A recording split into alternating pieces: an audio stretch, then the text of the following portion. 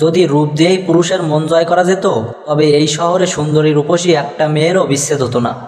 একজন শিক্ষক খুব আন্তরিকতার সাথেই পাশের মেয়েটিকে বলল, মা তোমার কি বিয়ে হয়েছে? মেয়েটা একটু লজ্জা পেয়ে বলল, জি স্যার, একটা 2 বছরের ছেলে আছে আমার। শিক্ষক চট করে উঠে দাঁড়ালেন, খুব হাসি হাসি মুখ নিয়ে বললেন, আমরা আজ আমাদের একজনের প্রিয় মানুষের নাম জানবো।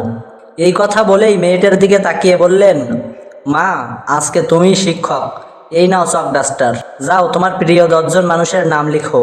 মেয়েটা বোর্ডে গিয়ে 10 জন মানুষের নাম লিখলো। শিক্ষক বললেন, এরা কারা?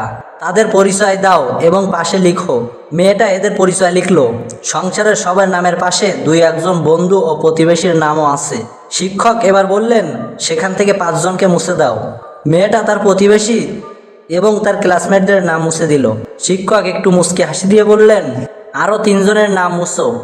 মেয়েটা একটু ভাবনায় পড়ল। ক্লাসের অন্য স্টুডেন্টরাও এবার সিরিয়াসলি নিল বিষয়টাকে, খুব মনোযোগ দিয়ে দেখছে মেয়েটার সাইকোলজিক্যাল কিভাবে কাজ করছে।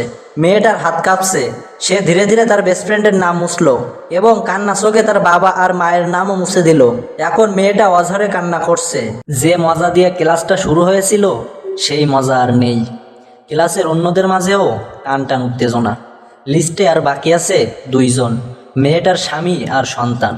শিক্ষক এবার বললেন, আরও একজনের নাম মুছো। কিন্তু মেয়েটা ঠায় দাঁড়িয়ে রইল।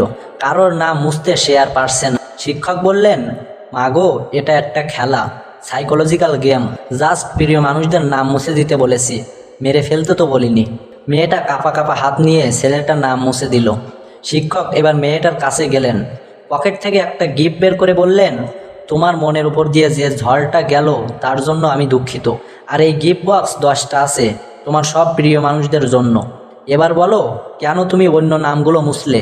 মেয়েটা বলল, প্রথমে বন্ধু আর প্রতিবেশীদের নাম মুছে দিলাম কারণ তবুও আমার কাছে বেস্ট ফ্রেন্ড আর আমার পরিবারের সবাই ছিল।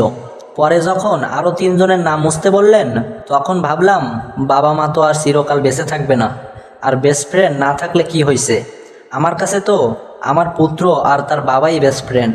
কিন্তু সবার শেষে যখনই এই 2 জন থেকে একজনের নাম মুছতে বললেন তখন আর সিদ্ধান্ত নিতে পারছিলাম না। পরে ভেবে দেখলাম ছেলে তো বড় হয়ে একদিন আমাকে ছেড়ে গেলেও যেতে পারে, কিন্তু ছেলের বাবা তো কোনোদিনও আমাকে ছেড়ে যাবে না।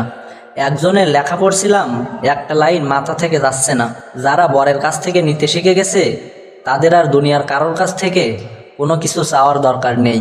কি শক্তিশালী চিন্তা! যদি রূপ দিয়েই পুরুষের মন জয় করা যেত তবে এই শহরে সুন্দরী রূপসী একটা মেয়েরও বিচ্ছেদ হতো না। ভালোবাসা বলতে বুঝি প্রথমে ঝগড়া করা, পরে দুজনকে মিস করা, এরপর মান অভিমান সব ভুলে আবার দুজন এক হয়ে যাওয়া।